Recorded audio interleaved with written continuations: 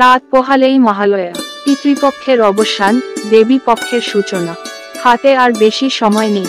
জোর প্রস্তুতি চলছে বেলেঘাটা গান্ধী মাঠ সার্কেল পুজো মণ্ডপে। 51তম বর্ষে এবারে তাদের ভাবনা বাবা মানেই নির্ভীকতা। সংসারের হাল ধরেন বাবা, সমস্ত দুঃখ কষ্টকে দূরে সরিয়ে রেখে মেরুদণ্ড সোজা করে সংসারের ভার বহন করে বাবা। সমগ্র মণ্ডপে ফুটে উঠবে বাবার অন্তরের ব্যক্তি।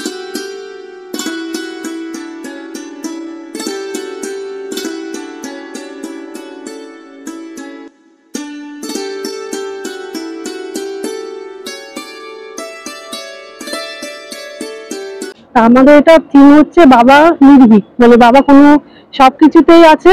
আমাদের পরিবারের শির দ্বারা সে এই বাবা সব নিজে সহ্য করে সবকিছু করে যাচ্ছে।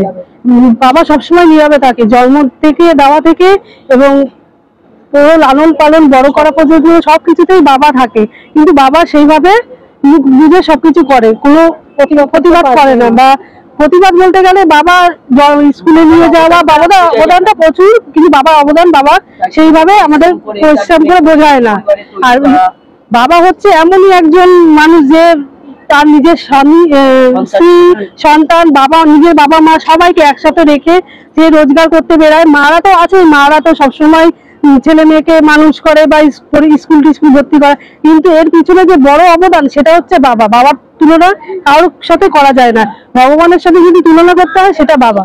৫ বছর পড়লো, প্রচুর সাকসেস হবে আমাদের। মানে আগের বারে অনেক প্রাইজ পেয়েছিলাম আমরা, তাই এই বছর আরো চেষ্টা করছি, আরো যেন বেশি হবে আমাদের, এটাই আমাদের কামনা রয়েছে।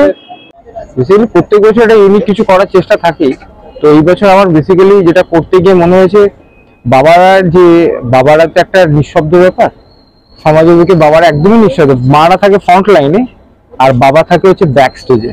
তো এই কাজটাকে যখন আমি ভেবেছিলাম মাথায়, আমার মনে ছিল এটা দিয়ে একটা খুব সুন্দর একটা ইনস্টলেশন ফর্ম মানে পসিবিলিটি আছে, যার জন্য এটা নিয়ে কাজ করা শুরু করেছিলাম। ফুড, ক্লোথস, কালার, হোগলা সব রকম মিক্স মিডিয়ার উপর কাজ হয়েছে।